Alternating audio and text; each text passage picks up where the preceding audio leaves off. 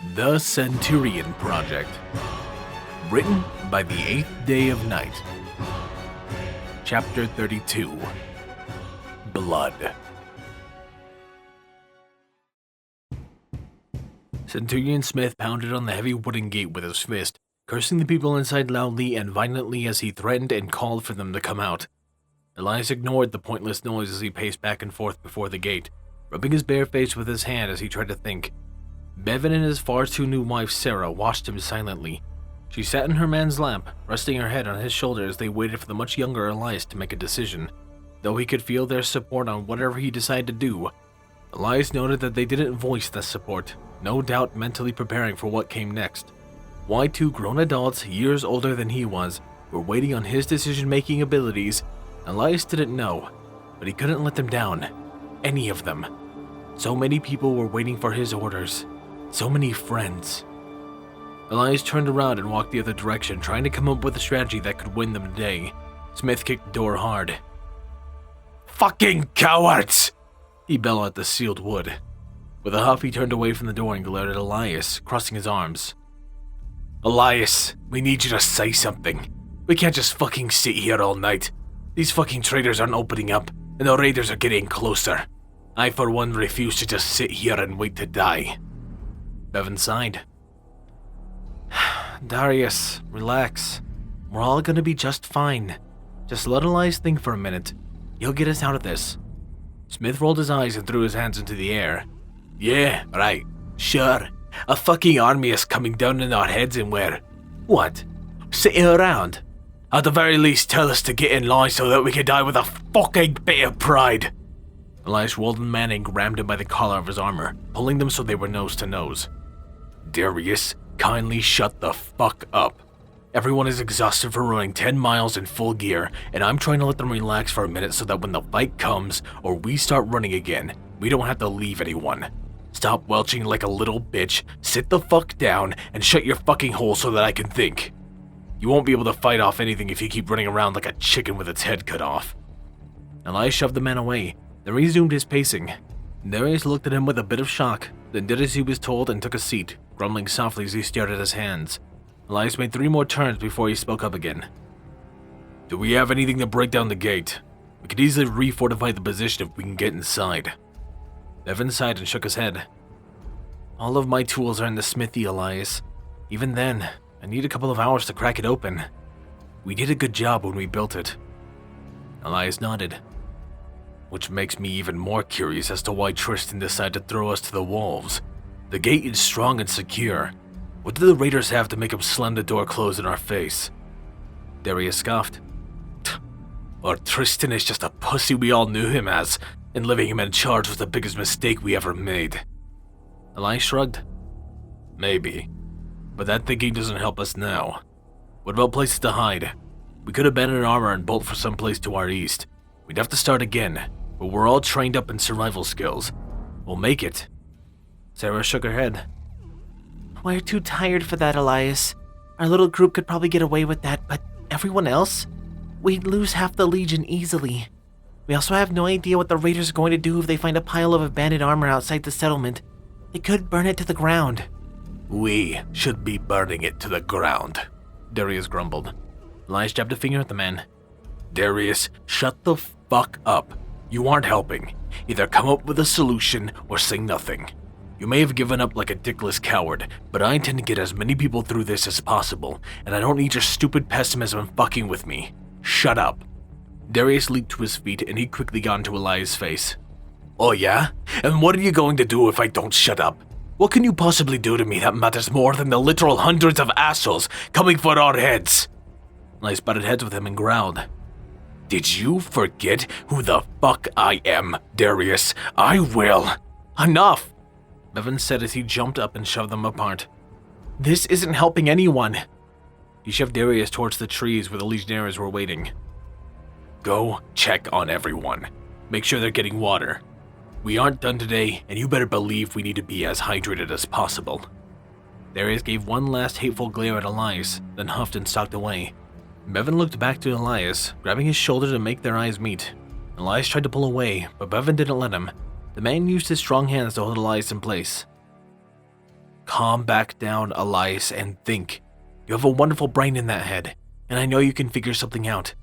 Darius is right in the fact that we can't stay out here much longer. Elias nodded and pulled away, looking towards the wooden gates that seemed to tower before him. What should have been the comforting sight looked more like a dark specter, black and powerful, threatening to take away everything he loved. I know. I need to make a decision. A plan. Something. He sighed deeply, shaking his head. But I don't have anything. This was my plan. This was supposed to be the fix to my fuck-up. We made it back here and then... Elias walked up to the gate, laying a hand on it, as if it would change by the amount of force used to open it. He pressed lightly, silently begging for the lock to slip open so they could get inside. When it did not give, he punched the door as hard as he could. It wasn't supposed to be fucking closed! He rested his forehead on the door, closing his eyes as desperation creeped in. I don't know what to do, he whispered as tears flowed down his face. He felt the pressure on his back and felt a pair of arms wrapped around his chest. It's all right, Elias, Sarah said softly. It's all right. It's not your fault. He knew better than that. It was his fault. It was only his fault. He had made the plans and he had led them into battle, and he had told them to turn and run to the village. It was all his fault, and everyone he loved was going to die because of him. Bevan turned to Elias and pulled him close as that first sob creeped up his throat. Elias cried helplessly as the man rubbed his hair. Shh, he said softly. It's all right, Elias. We're here. We won't leave you behind. Elias pushed away, using his anger as a hammer to fire up his mind. He shook his head and shoved them both back. No, that's exactly what you're going to do.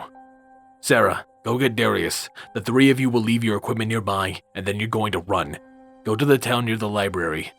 Stay there for a few days, then sneak back to the village and see if Tristan will let you back in. Then at least you'll be alive. I'll take the Legion to fight the Raiders for as long as we can. That'll buy you time. Once they see me dead, they won't care about anyone else. Just go.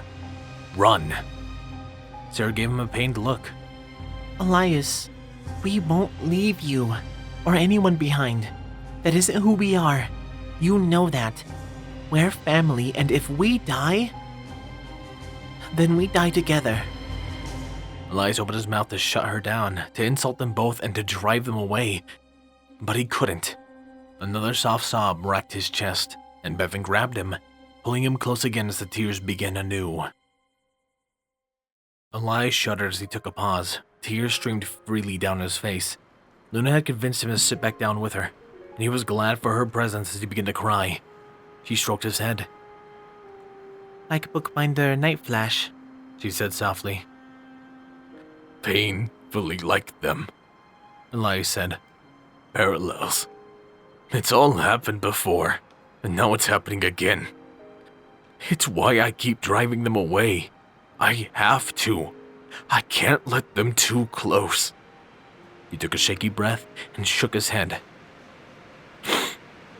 But it doesn't matter, because it's already too late. I didn't do my job and keep them at arm's length.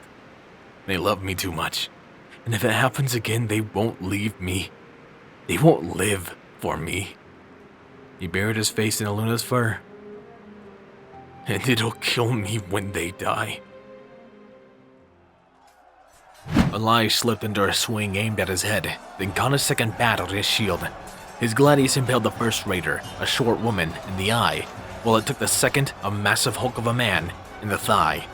The second raider bellowed and tried to grab at the blade, but Elias ripped it free, roaring in the man's face as the gladius tore through his ribs.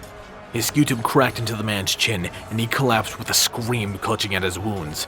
Elias had no time to finish killing the man as he threw himself into another breach in the shield wall.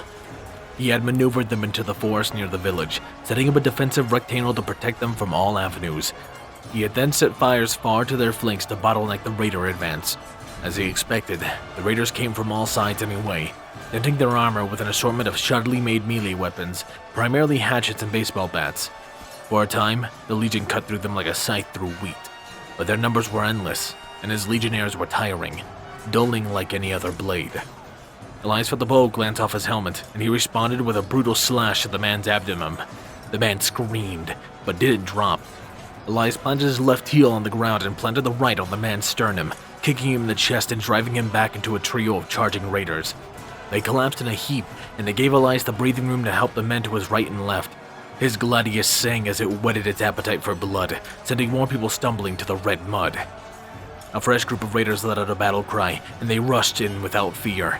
The press tightened as the metal met flesh, and more screams split the air. Elias felt the air leave his lungs as a bat made its way behind his scutum, cracking against his armored ribs. He punched the raider in the face, answering her blow with a broken nose. She staggered back, then growled at him and tried to swing again. Elias dipped under her and flipped her over on his shield. He turned his back to the press for a moment to stab her in the throat, then turned back, accepting a nasty punch on the chin. Though it rattled his teeth and made his vision blur slightly, Elias braced his legs and pushed, sending a pocket of raiders sprawling. Elias suppressed a groan as even more barely armored raiders flooded into the clearing, their war cries loud. What surprised him was when the red-wearing individual slammed into the raiders to his front, rather than the legionnaires to his side. Attacked from behind and easily cut off from their reinforcements, the pressed in line as his legionnaires let out their own war cry, cutting down the raiders with renewed vigor at the sight of their unexpected allies. Elias pointed his gladius high into the air and rushed forward with a shout, leading the charge to meet the red individuals in the middle. His gladius tore through one of the raiders' stomach, then plunged into another man's ribs. His scutum acted like a battering ram, cracking to a raider's knees. The man to Elias's left killed the injured raider, letting out a feral cry as the body collapsed with a gaping hole in its throat. Elias felt his gladius catch on another blade, and Elias quickly found himself face to face with one of the red-wearing raiders. The man was familiar, and was in fact another friend. Stephen grinned and winked at him. "Evening, Elias. Gotten yourself into a scrap, have you?" Elias let his blade drop as he embraced the man. The raiders began to rout, and as they ran, they clogged up their fellows, driving their attacks away as they panic-sowed into the ranks. It gave them a minute of breathing room as the legionnaires mixed with their reserves, greeting them with hugs, cheers, and more than a few tears. Elias smiled widely as his eyes teared up. "It's good to see you, Stephen. Are the gates open? Did Tristan change his mind?" The man drooped and shook his head. "No. And when we win, we can't go back. We came out here with the help with the knowledge that we wouldn't be allowed back in, and if we stagger back wounded, he's promised to kill us. A raider representative came to check on the village as we left. He's real scared, Elias. It's a damn shame, but we got what weapons we could scavenge, and we came out swinging. The whole reserve force volunteered." Elias let out a long sigh, but his smile didn't disappear. "Alright, that's a bit disheartening, but we can do this. Can you take up the rear defense? I will fortify our front and flanks much better if we can tighten up our armor." Stephen nodded. "Can do, buddy. Let's give him a nasty nosebleed to remember us by." Elias grinned and clapped his shoulder in agreement. He turned around. "First cohort, spread out the flanks and front. The reserve will hold our rear." A cheer went up as the red-clad men and women filtered through the ranks of silver. Elias nodded silently as he watched, his mind racing. There was a carpet of bodies at their feet. Maybe, just maybe, there was a chance to make it through. The raiders couldn't keep sending waves of people forward. Eventually, the stacks of bodies would cause more fear than whatever the raider bosses threatened. If they could survive a bit longer and inflict more casualties, maybe they could call a meeting. A deal with the devil would be worth it if his friends survived. He had made worse deals before. Stephen gave Elias a slight squeeze in the shoulder, then made him move away. Then the first gunshot split the air. The man collapsed with a hole in his head, hitting the ground with a dull thud. Elias watched with horror as a dozen more people followed, collapsing as machine gun fire mowed through the reserves and legionnaires alike. He didn't know what to do. Their armor couldn't stand against concentrated gunfire. The raiders weren't supposed to have guns. His intel said everything was empty. Only he and Tristan knew of a pair of saws that still held a few belts of ammunition. As another dozen dropped, the full realization of Tristan's betrayal flashed through his mind. Raw hate consumed any good memories of the man, and Elias swore to every god in existence that he would see that man suffer for his sins. That anger let his mind snap into focus, and he gave orders as bullets flew by his head. "Spread out, break formation, and get on the ground. The firing blind and will run dry." His legionnaires dropped instantly, with his reserves following suit a few dangerous seconds behind. Almost as soon as they spread out, the guns fell silent, and a loud cry echoed through the air as a fresh group of raiders rushed forward. Elias screamed bloody rage at them as he yelled for his troops to rise. Their heavy armor, so crucial to keeping them safe and alive, became their Achilles heel as his legionaries struggled to rise in their heavy equipment. Far too many were set upon quickly by the swarms of raiders, and Elias couldn't do anything but to watch and kill, praying that his blade made a difference. His gladius split the air as he swung in with deadly efficiency. There was no more formation, no more army. This was a brawl to the death, and he would be damned if he didn't take 1,000 of the bastards with him to hell. A raider with a pair of kitchen knives lunged at Elias. He cut the charge on his scutum, then headbutted the raider, finishing the scrawny woman off with a quick cut to her throat. Another quickly followed with a sharpened stick. That man quickly lost his right hand, and Elias left him to scream and bleed out, jumping over him to slam into a pair of raiders trying to attack one of his legionnaires from behind. While one was driven back by his shield, the other managed to block Elias' first gladius swing. The second caught the man in the thigh, and the third took out his eyes. As the raider collapsed with a shriek, his friend got to her feet, and Elias grabbed her by the throat, slamming his scutum into her face until she became limp in his hands. Taking a dangerous second to breathe, Elias looked around the battlefield. Without the strength of their formation, legionnaires started to fall. The sheer number of raiders coupled with a sudden fire support shattered any semblance of organized morale. Nobody ran, however. They knew the stakes if they turned their back, so they fought like rabid animals, fighting with steel and bone as they created an ungodly racket of death.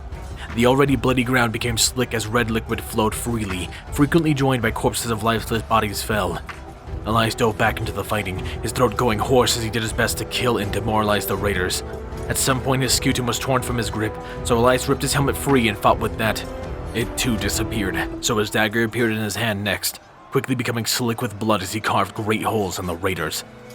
Elias ducked under a bat aimed for his skull, then spun around, driving a point of his gladius through the raider's neck.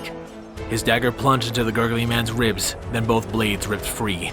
A legionnaire to Elias' right was dragged to the ground with a shout, and both raiders on top of the silver-clad man raised filthy machetes into the air. Elias' dagger sprouted from one of their chests, and his gladius stole the life from the second. Elias pushed the bodies off his legionnaire, dragging the man to his feet. He gave Elias a tired nod, then scooped up his gladius and dove back in, stabbing a raider in the gut.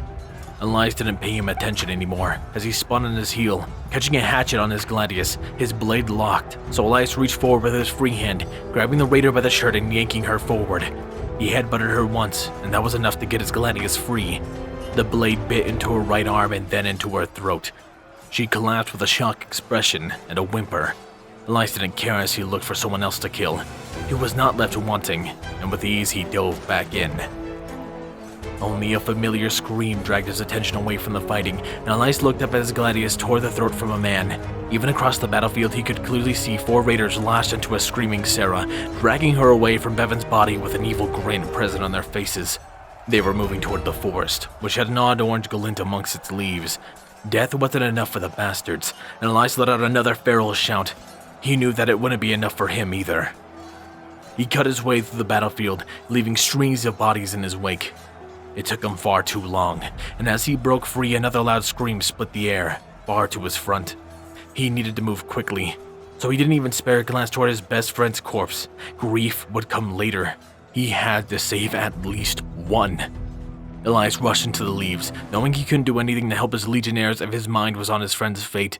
He ignored the leaves slapping against his face, then ignored the smoke as it began clogging his nose. A third scream split through the air as Elias crashed through a clearing. The fire had closed the way behind him, and as a fourth scream split the air, Elias took off, following the sound as best as he could through the growing clouds of smoke that burned his eyes and nose. As he sprinted by a tree, 2 raiders leapt out, and one of them swinging at his arm. Elias caught the bat with his hand and wrenched it away, plunging his gladius deep into the man's guts. Directing the body, he caught the attack of the second raider on the body's shoulder. He then ripped his gladius free and flung himself at the second raider, tackling him to the ground. The blade descended quickly, and though he wanted to make the raider suffer, Elias made the kill quick. He needed to find Sarah. No more screams split the air, but voices did as they loudly shouted at another. Elias crept through the brush silently. It took him under a minute to find the 4 raiders, with the 2 helping a third bandage a wound in his arm. The 4th raider stood over Sarah's lifeless body, shaking his head. Damn it, Brian. Why'd you have to go and do that? If we brought her back alive, we would have an excuse for not having to fight no more, but now we gotta go back or the boss will kill us. The wounded man snarled at his friend. That bitch stabbed me. She got what she deserved, and so will the rest of them. Besides, just drag me back to camp and say you got hurt pursuing her, so you took care of me. We're gonna win, so it's not like the boss can blame us for being safe. Elias quickly grew tired of listening to the quartet of murderers, and he moved fast to end them. The first man standing over Sarah was dead before he hit the ground. The other three stared at him with horror in their eyes, and the uninjured pair fumbled at their weapons to defend themselves. They never had a chance. Elias killed the first one with a dagger in his neck. The second collapsed with a scream as Elias slashed out his eyes, and the third let out a weak gasp as the gladius pinned him to a tree, lancing through the man's left lung. Elias grabbed the raider's head and stared into his eyes as the man slowly choked on his own blood. Only when the light died did he rip the gladius free, moving to silence the blinded man. A glance back at Sarah brought out a dark part of his mind, and Elias flipped the man over, pressing on his throat with his sandaled foot. The man's fist tried to batter away his leg, but Elias didn't notice the efforts. He merely waited. Once the man was quiet, Elias slit his throat to ensure his fate. Then he let his gladius fall to the grass. His anger vanished in an instant, and his mind seemed to stick in one place. He couldn't think properly, so Elias relied on instinct. He staggered over to Sarah, dropping behind her. As softly as he could, Elias grabbed her head and lowered it into his lap. He brushed her shoulder-length hair with his fingers softly and smoothly, going through the motions with practiced ease. She had always forced him to do it as a calming exercise, and as he began to cry, his hand moved without thought. Elias fell silent, staring with numb eyes at the fire. His hand ran down his sword belt, miming the motions of brushing as his fingertips remembered the sensation. Top to bottom, top to bottom. Luna reached out gently with her hooves, forcing his hands to stop as she pulled him close. Elias, I don't know what to say other than I am sorry. I am so very sorry. Elias glanced up long enough to notice the tears on her face, matting the fur around her eyes as she stared down at him. The tears were gone from his eyes, however. He felt numb. Dead. Nothing mattered, and all he could feel was a sense of loss as he rested his head against her furry chest. "Thanks," Elias said without emotion. After that, I fell asleep with her in my arms. It rained that night, and when I woke up, everything hurt, inside and out. I looked out that one of the raiders was using a shovel as a weapon, and I did my best to dig her a grave, leaving her helmet as a marker before I staggered off. She deserved better. A better death, better life. She definitely deserved a better friend than me. Luna sighed and nuzzled the top of his head. That isn't for you to say, Elias. She loved you, and that means she couldn't have had a better friend. You cannot choose the people that love you, and even if you distance yourself, that love will remain, if it is true. I can assure you that she watched you from your afterlife and smiled when she saw that you survived because of her. Elias flinched at the statement, and he pulled away from Luna, getting to his feet once more. He left the blanket behind this time. He needed to feel the chill of the air. He moved to the edge of the cliff and stared at the lights of Canterlot. So many vibrant, living ponies. So peaceful. Untouched. Innocent. Elias desperately prayed that they would remain that way for all time. Without looking back to the fire, Elias continued. I hope you're wrong, Luna. Because if she was watching me, then she knows the atrocities I committed in revenge for her death. He paused and shook his head. That is not a story I will share tonight, however, and I'm fairly certain I will never share it. I did things, Luna. Horrible things. Tristan deserved it, but everyone else? No. No, I won't speak of it further, so don't you dare ask. Luna, perhaps sensing the immense tension in the statement, sighed and nodded her agreement. What happened next? Did you find any survivors? Elias shrugged and turned back to the fire. No. The raiders were very thorough. The rain had put out the forest fire and had put down the smell, but it was still immense as I stumbled back to my legion. They died. All of them. The Legionnaires, the reserves, gone. The raiders took the eagle we made, probably as a trophy, but they left the standard, and it still fluttered as the first wind of winters put a chill in the air. By no right should I have survived that night, and that flag shouldn't have survived either, but... Elias reached out his finger as he imagined the proud banner on its pole, then his eyes flicked to his sword belt, and he approached it nervously, bending down as he rifled through the pouches. His fingers alighted on the soft fabric as he pulled it out, and he stared at that golden eagle for a moment, before he passed the standard to Luna, who took it with equal caution. The marker of my legion's death. The raiders at least had enough respect to not defile the bodies. They had just left them where they died. It's the only reason I went as softly on them as I did. If they had polluted my legionnaires, if they had defiled the standard, I would have demanded you send me back so I could kill them all. That revenge died when I came here, though. And that slight gesture, so insignificant to most people, meant a lot to me. He plopped on his rump, snatching up the blanket once more. Luna carefully folded up his old Legion standard as he got comfortable, and she set it on his sword belt. But they were gone, and there were far too many for me to bury, so I had to leave most of them there. I buried Darius, Bevan, Stephen, but nobody else. I just didn't have the strength to keep going. He sniffled and stared at his feet. My last great failure. I couldn't even respect their memory. I took the standard, found my equipment, and left to get revenge. A tear rolled down his cheek. But it didn't matter. None of it did. I got everyone killed by being too big, too ambitious. All of my friends, my family, gone. Dead. My fault. It was my... Luna grabbed him in an instant and pulled him close, letting him weep into her fur. The pain, the suffering was clear across every part of his body, and Luna could only keep him close, praying desperately that she hadn't just broken him by getting him to share his story. Such losses. And then with everything that had happened since they had found him, he was right to fear a repeat of such losses, was right to be terrified of the proposition they had offered him. In his place, Luna imagined she would react exactly the same way. She could also tell that there was more to his story. His revenge was something even darker, but Luna found that she couldn't care less about what he might be hiding. Whatever man had staggered away from that battlefield clearly wasn't the man that had just emptied a piece of his soul to her. It certainly wasn't the man that was weeping unapologetically into her fur as years of suppressed grief made itself known.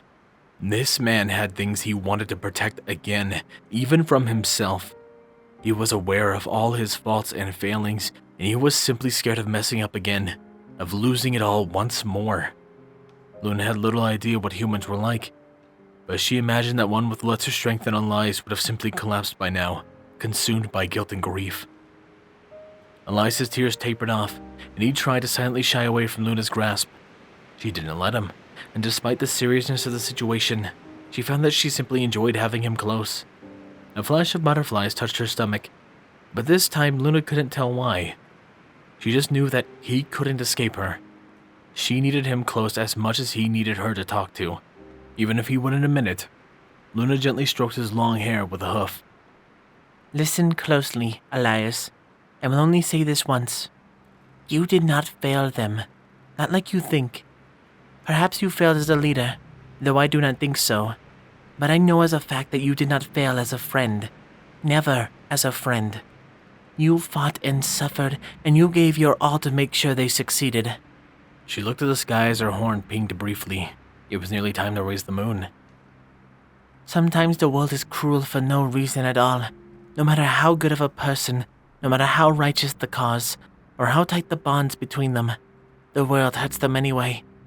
It is what makes life alive. We cannot change what happens in the past, so we cannot look back. Just like you told me in my castle. She knelt to the top of his head, causing the man to squirm. I know this will sound cruel given what you have told me, but I just ask that you think on my words, even if your answer is still no. What happened to your world will never happen here. Should you take the position, you will have 7 months to prepare, not 1. Your legion will be as big or as small as you desire, and you can recruit from the whole of Equestria, conscript thousands if you must. You will not need to learn new skills, for your armor and supplies will be provided by my sister and I. She could tell that he wanted to pull away, to run from her words, but Luna tightened her grip, resting her head against his back. His heart raced in her ears, and Luna sighed as she listened to its furious pumping and continued. Most of all, however, you will always have us, your friends, my sister and I, even Princess Cadence. All of Equestria will be behind you, and the weight of the world will not be on your shoulders, but will be shared with other generals. There will be no gates closed when you need them open. I beseech you, Elias, this one final time. Please, form a new legion, learn from your mistakes and use your vast knowledge to protect the ones you love. Only you have the raw battlefield knowledge, and only you can see the job done right so that no pony dies unnecessarily. I put my faith in my other generals, but you, Elias, you I trust the most. Your hardships will ensure that no mistakes are made. We need your expertise desperately, and only by making you equal in station will you have an equal voice when you are making decisions. Please, Elias, I beg you, not as your princess, but as your friend. Please accept. Then she let go. Her hose remained around his body, but they held no force to hold him back. If he wanted to leave, he could do so, and Luna would accept whatever consequences her words brought. Knowing arose in the human before her, however, and instead he seemed to shrink, hiding behind the wings and blanket that were keeping him warm. He shook his head silently, though, and Luna's heart sank. His voice barely above a whisper, Elias said, "I'll think about it." Luna let out a small sigh of relief and nuzzled his back. Thank you, Elias. That is all I can ask. If we can do this right, we may never have to worry about war to our west again. Take as much time as you need to decide. I will ensure that nobody pressures you into making a decision you do not want. Elias nodded silently, then looked around. So, how do we get down from here? He asked quietly. I have a letter prepared, Luna replied. A pair of my guards are on standby to carry us to the castle. Elias nodded again, then leaned back into her fur. Luna smiled as butterflies returned. The sight was simply perfect, and she couldn't find a single thing wrong with the man before her. A flash of fear lanced through her mind as she made the realization that had been building since Hearthwarming Eve. She loved him. Everything, even his weakened, almost beaten state. She loved it all. His scent was overpowering in her nose, and she couldn't help but to find it sweeter than even the most expensive perfumes. His beautiful blue eyes stared into the dark, the usual focus there, but now accompanied by a bit of grief, as well as gratitude. The scar on his face did nothing to mar his handsomeness, and though Luna faintly wished he would shave, he had always had a scraggly beard, but even fully grown, she wished to see his perfect face clean. Luna closed her eyes and sighed softly as he adjusted, leaning heavily into her fur. The sensation was heavenly, and she wished it would never end. Having him close, she would have to give it up. If he accepted, this would be the last time she could snuggle him, for a while at least. She had no idea how to approach such a subject anyway, or if she should approach it at all. What would her subjects think? What would her sister think? After his panic attack in the throne room, Elias and Celestia were already going to have trouble getting along. But if she started publicly courting him, her sister might take a note from her student and blow Luna's feelings out of proportion. Even worse, what if he did not return her feelings? Would she drive him further away? Being friends was one thing, but she had made none of the traditional moves to ensure that she would woo him, or to test if she should even try. Luna felt herself tense up slightly as she thought about it further. He was also a capable stallion, and while not conventionally attractive, there were plenty of mares with exotic tastes, and Elias was by no means an ugly mate. On top of that, he was still completely available to any attempts at love. A flash of panic raced through Luna's thoughts, and a mean streak of possessiveness quickly followed, creeping into her mind. She would need to act quickly and smartly. She both needed to keep her feelings a secret until she was sure that he wouldn't reject her outright, as well as mark him as hers to keep other enterprising mates away. That would require focus and utmost caution. She needed time alone, to plan, to make arrangements. Luna sighed as her horn pinged again. She needed to raise the moon. She just simply hoped that Elias wouldn't judge her subpar performance too harshly. Elias felt immensely tired. His chest felt heavy, and all of his limbs ached with untold tension and pain. None of it could hold a candle to the agony he felt inside. It felt depleted, though, as if just a little had been chipped away. Maybe all the BS the ponies had told him about it when it came to sharing it was right. Not like he'd ever verbally admit it, but it didn't matter. He felt tired. He needed sleep. He just hoped that this night terrors would take a night off and let him sleep in peace for once. Elias blinked rapidly as he tried to rid himself of his tiredness. It felt like something was happening, something significant. He looked up with his mismatched bluely eyes to find Luna's horn aglow. A blue light illuminated her beautiful face perfectly, and with her eyes closed, she focused her magic. Even without any concept of what it was supposed to feel like, Elias could almost reach out and touch the power that charged the air. He briefly looked around to find what she was acting her magic on, then realized what it was as the moon slipped into view. From his seat on top of the mountain, the moon looked supermassive. Each crater seemed clearly defined, and the brilliant white of it was nearly blinding. Elias could only watch in awe as it shifted higher and higher into the sky as it carved through its orbit. Elias spotted an ocean of stars spread in its wake, twinkling brightly as they spread across the sky.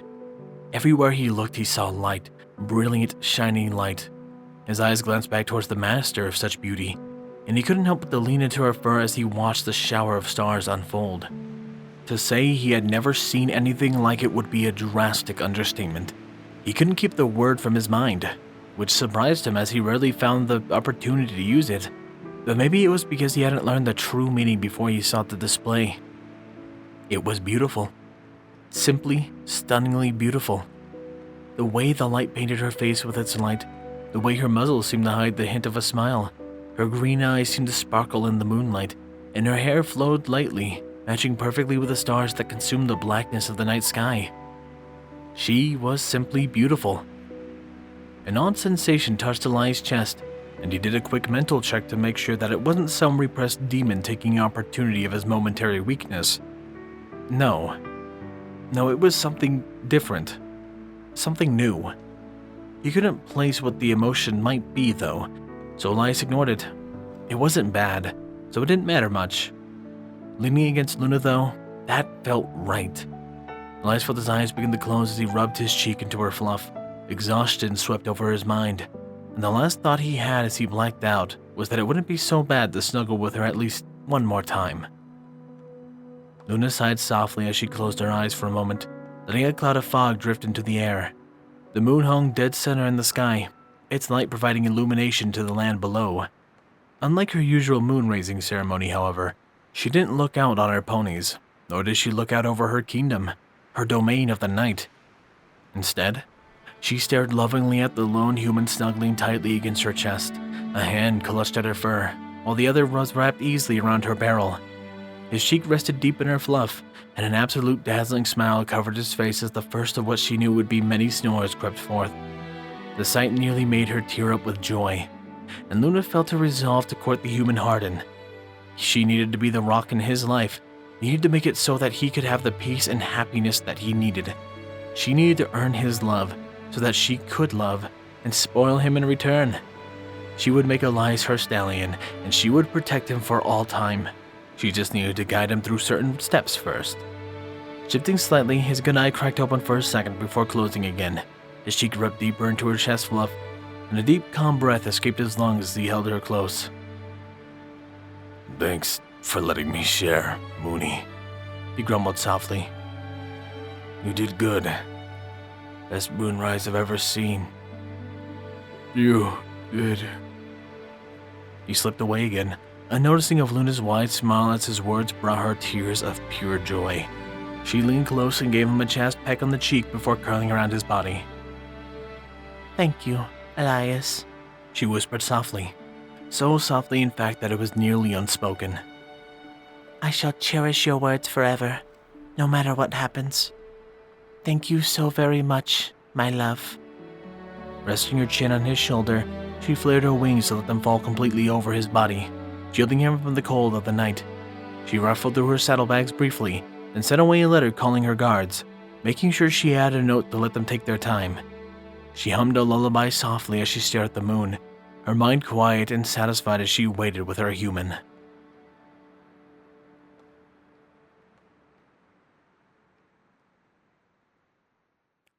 What an absolutely wonderful chapter that I enjoyed from start to finish from doing. I even teared up a little bit. Even though I've read this fic completely through, what can I say? 8's writing is just simply fantastic, and I hope you guys agree, and that I gave it a little bit of justice. What else to hope to do justice for is to show my gratitude for my wonderful Patreons. Thank you my Tier 1 Patreons, Squall Windfeather, Wandi La Paz, Starlight Blaze, Dreamless Portal, and Rain Flicker. My Tier 2 Patreons, Sword Brother and Mordred, Danish Dash, Nocturne, Solace, RD Bryant, Captain Blue Shadow, HKH4 aka Texture, and the Animated Ghost. And of course a large thank you to Silent Titan. I appreciate your guys' support so much and it means a ton to me. That aside, however, this has been Firehearth. I hope you've enjoyed, and have a wonderful day.